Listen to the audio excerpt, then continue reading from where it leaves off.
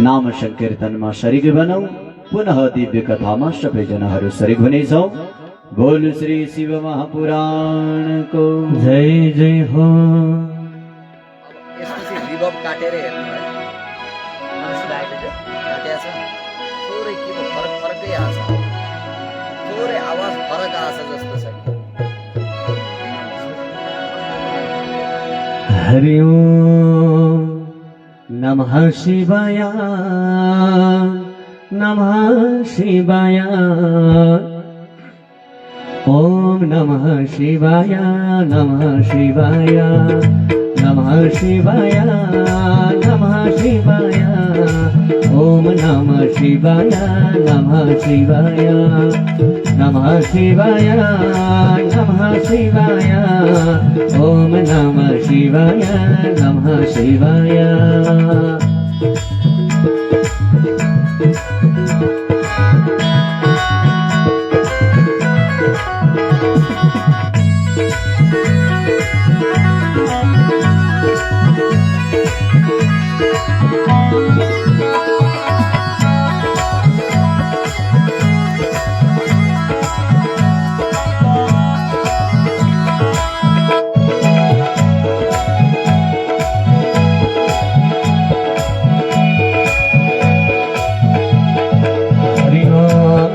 शिवाय नमः शिवाय, ओम नमः शिवाय, नमः शिवाय, नमः शिवाय, नमः शिवाय, ओम नमः शिवाय, नमः शिवाय, नमः शिवाय, सबले नमः शिवाय, ओम नमः शिवाय, नमः शिवाय।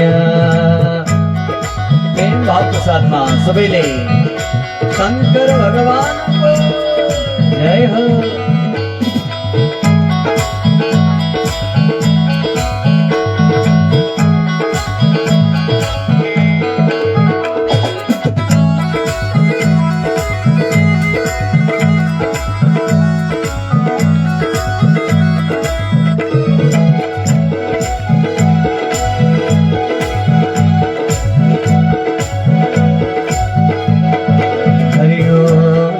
शिवाय नमः शिवाय, ओम नमः शिवाय, नमः शिवाय, नमः शिवाय, सबले नमः शिवाय, ओम नमः शिवाय, नमः शिवाय, सबले नमः शिवाय, नमः शिवाय, ओम नमः शिवाय, नमः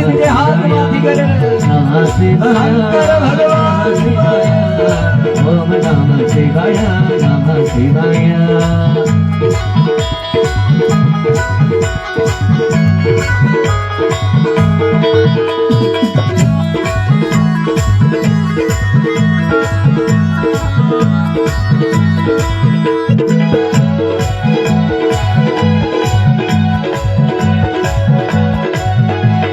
हरि ओम नमः शिवाय, नमः शिवाय, ओम नमः शिवाय, नमः शिवाय, नमः शिवाय, नमः शिवाय, ओम नमः शिवाय, नमः शिवाय, हरि ओम नमः शिवाय, नमः शिवाय, हरि हरि ओम नमः शिवाय, नमः शिवाय।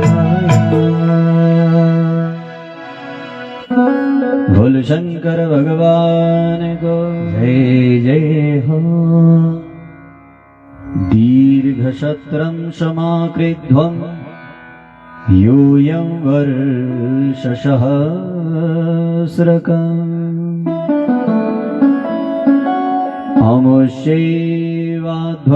अमुष्यैवाध्वरेशस्य शिवस्यैव प्रसादतः।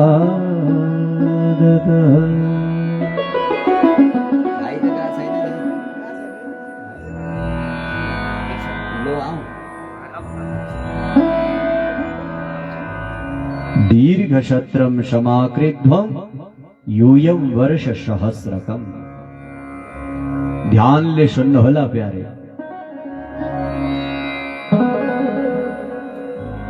यो जीवन तो संसारमा छ। संसारमा रहँदासम्म संसारका कुरा मात्रै ठिक लाग्ने।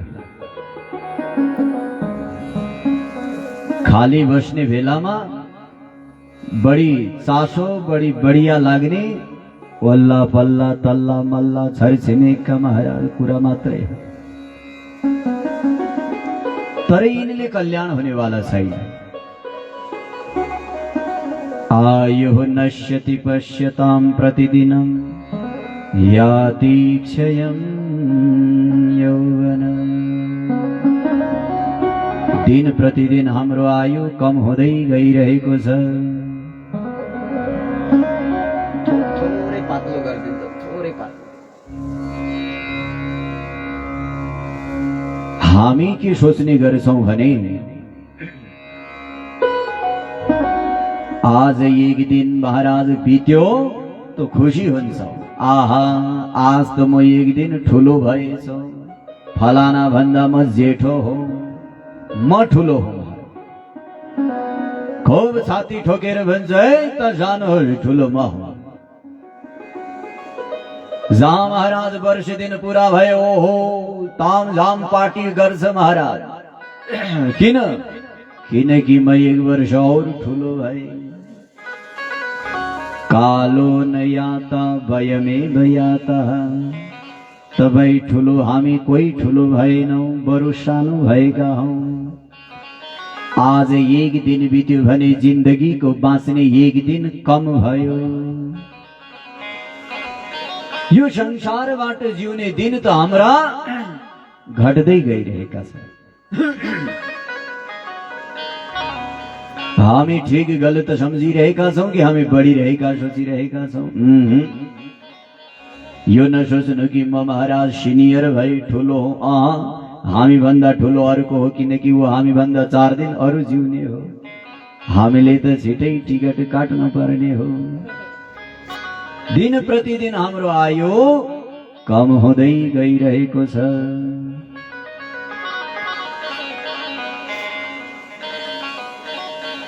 संसारका अनेक कार्यहरूमा समयलाई यत्तिकै खेर फाल्नु हुँदैन।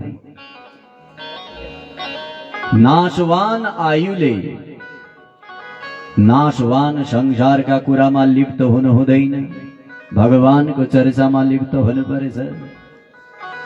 त्यसैले आउनुहोस् शिव पुराणको दिव्य कथा चलिरहेको छ। इदं परमिदं नीति विवाद सुमहानभो। सारा ऋषिहरू विचार गरिरहेका छन् कल्याण घाँस काटेर हुने हो कि महाराज, वल्ला पल्ला घरका कुरा काटेर हुने हो कि महाराज, खाली दिनभरि दिन काटेर हुने हो कि घुमेर हुने हो कि कसरी हुने हो? हाम्रो यो जीवनको कल्याण कसरी हुने हो? संसारका सबभन्दा ठूला नरक मध्येको एउटा नरक हो यो पृथ्वी। यमराजको नरक भन्दा कम होइन यो पृथ्वी। यहाँ नरकका अनेक कष्टहरू हामी भोगिरहेका छौं। यहाँ सामान्य कष्ट छैन। गर्भवासदेखिका महान कष्ट यही भोगिरहेका छौं। यो नरक रूपी संसारबाट हामीले मुक्ति पाउनै पर्छ। मुक्ति पाउनको लागि संसारबाट अलग हुनुपर्छ। महाराज संसारबाट अलग कसरी हुने? संसारबाट अलग हुनको लागि सत्संग गर्नुपर्छ। जीवनमा जे हुन्छ संगतले हुने हो। संगत महाराज खराब भयो भने खराबै हो। फोहोर किचडको संगत गर्यौं, कचारको संगत गर्यौं भने हडम्म कचारी लाग्ने हो महाराज है। लाली लिपस्टिक लाग्ने वाला छैन, हेलोमा खेले हिलै लाग्ने हो। हामी बढिया गोरा चिट्टा महाराज ठीक छौं, वस्त्र बढिया लगाएका छौं, तर हिलोको संगत गर्यौं भने फोहोर हुनु पर्ने हो, यो निश्चित हो। तपाई कस्तो हुनुहुन्छ, तपाईका वस्त्र कस्ता छन्, त्योसँग कुनै प्रवाह छैन। तपाईको संगत कस्तो छ त्यसको बहुत ठूलो मान्य राख्छ। संसारबाट कल्याण पाउनको लागि सत्संग सतगुरुको हुनुपर्छ, सत्पुरुषको सङ्ग हुनुपर्छ। खराब व्यक्तिको सङ्ग गर्यो भने जीवन नरक हो। कोही कोही महाराज फोहोर कचारको दाग यस्तो हुन्छ कि डिटोल साबुनले धोए पनि जाँदैन महाराज। खराब संगत भयो भने, कसै कसै संगतमा फस्नु कहीँ कतै भयो भने तपाई जति सुखिएर पनि सुखिनेवाला छैन महाराज। त्यसैले तत्संगी संगम, खराब व्यक्तिको संगत, कुसंग, आचरणहीन व्यक्तिको संगत जीवनमा कहिल्यै नगर्नु। संसर्ग जहाँ दोष गुणा भवन्ति, दोष और गुण तो संगतले हुने हुन्।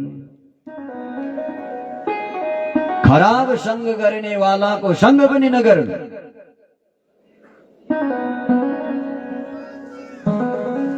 जीवन खराबै हुने हो। फेरि यो भन्न पाइँदैन कि मेरो साथी त ठिकै थियो, उसको साथी खराब थियो। उसको साथी खराब भए पनि एक दिन तपाई पनि खराब हुने हो। बिजुलीको तारमा यदि करेन्ट छ भने त्यो करेन्ट कसैले छोयो भने उसलाई त करेन्ट लागेको छ। यदि तपाईले पनि त्यो व्यक्तिलाई छुनु भयो तर तार छुनु भएन भने पनि करेन्ट तपाईलाई पनि बराबर लाग्ने हो। यो भन्न पाइँदैन अरे करेन्ट मैले त तार छोएको छैन, मैले त यो व्यक्तिलाई छोएको। तार छोएकोलाई किन छोयो, बराबर करेन्ट लाग्यो। खराब संगको संगत गर्ने वालाको पनि संगत गर्नु भयो भने त्यति नै पाप लाग्ने। त्यसैले जीवनमा सबभन्दा पहिला सुधार्नु पर्ने संगत हो।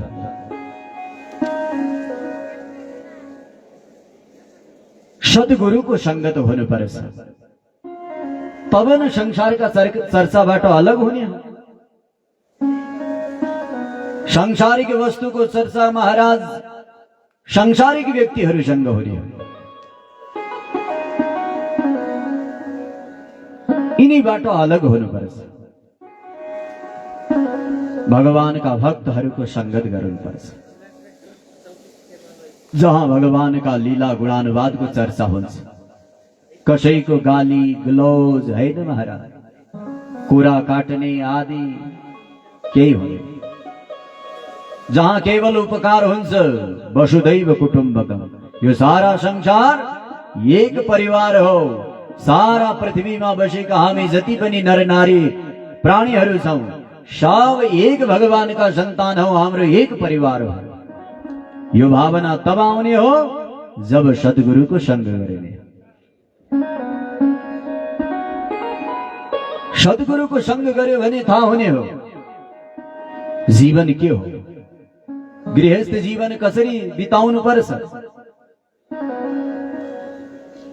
मदिरा पान गर्ने वाला व्यक्तिको संग गर्यौं भने महाराज केवल मदिराकै चर्चा हुने, और यदि भगवानका भक्तको संगत गर्यौं भने भगवानकै चर्चा हुने। और भगवानको चर्चा सुन्न जानुभयो भने आशीर्वाद मिल्ने हो।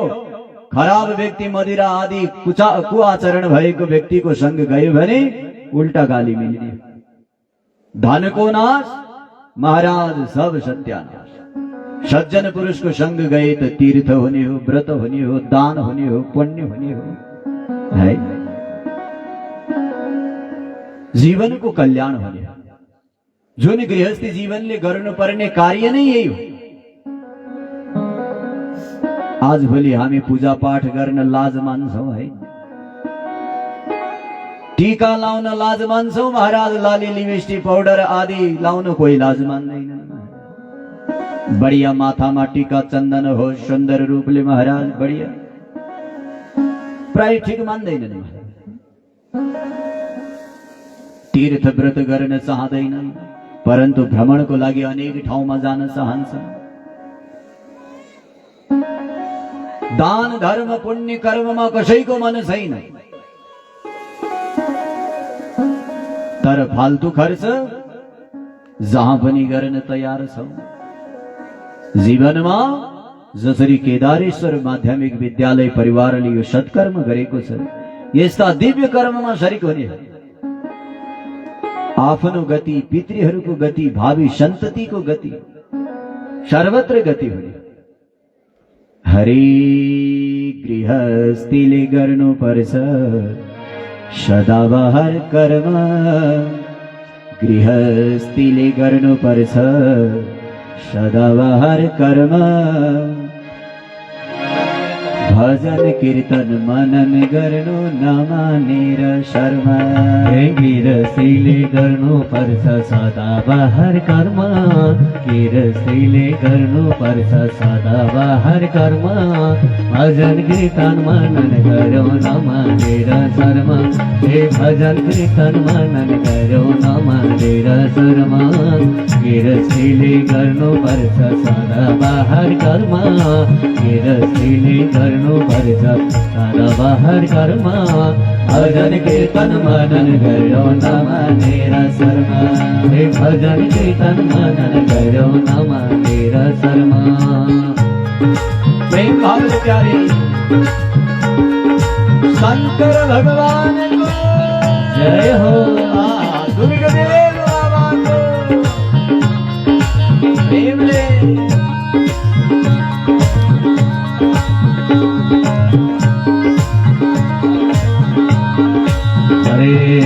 गृहस्थीले गर्नुपर्छ सदाबहार कर्म, भजन कीर्तन मनन गरौँ नमानेर शर्म। गृहस्थीले गर्नुपर्छ सदाबहार कर्म, भजन कीर्तन मनन गरौँ नमानेर शर्म। नमानेर शर्म हामीले नमानेर शर्म, नमानेर शर्म हामीले नमानेर शर्म। भजन कीर्तन मनन गरौँ नमानेर शर्म, हे भजन कीर्तन मनन गरौँ नमानेर शर्म। गृहस्थीले गर्नुपर्छ सदाबहार कर्म, गृहस्थीले गर्नुपर्छ सदाबहार कर्म। भजन कीर्तन मनन गरौँ नमानेर शर्म, हे भजन कीर्तन मनन गरौँ नमानेर शर्म, हे भजन कीर्तन मनन गरौँ नमानेर। हरे भजन कीर्तन मनन गरौँ नमानेर शर्म। बोलो भक्तवत्सल भगवान को जय जय हो। अथ किं परमं साध्यं किं वा तत्साधनं पर। साधकः कीदृशस्तत्र तदिदं ब्रूहि तत्त्वतः।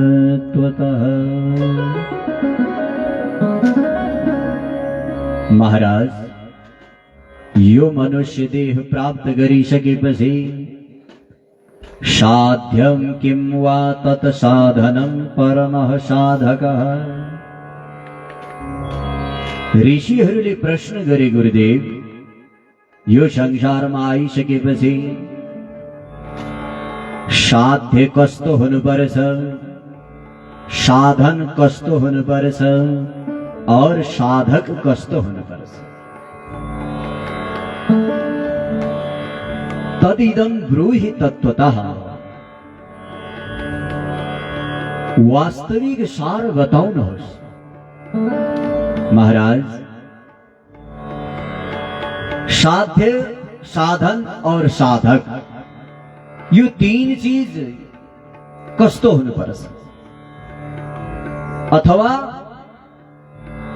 संसारमा आइसकेपछि साध्य केलाई मान्नुपर्छ, साधन केलाई बनाउनुपर्छ और साधक कस्तो हुनुपर्छ,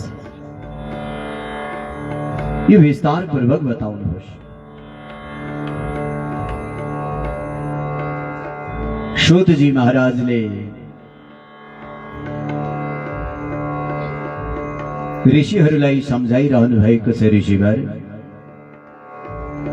साध्य, साधन और साधक जीवनमा अवश्य जान्नुपर्ने वस्तु हुने। यी तीन चीज जसले बुझ्यो त्यसले सम्झिनुहोस् संसार सब बुझ्यो। महाराज साध्यम शिवपद प्राप्ति साधनम तस्य सेवन। साध्य भनेको लक्ष्य, साधन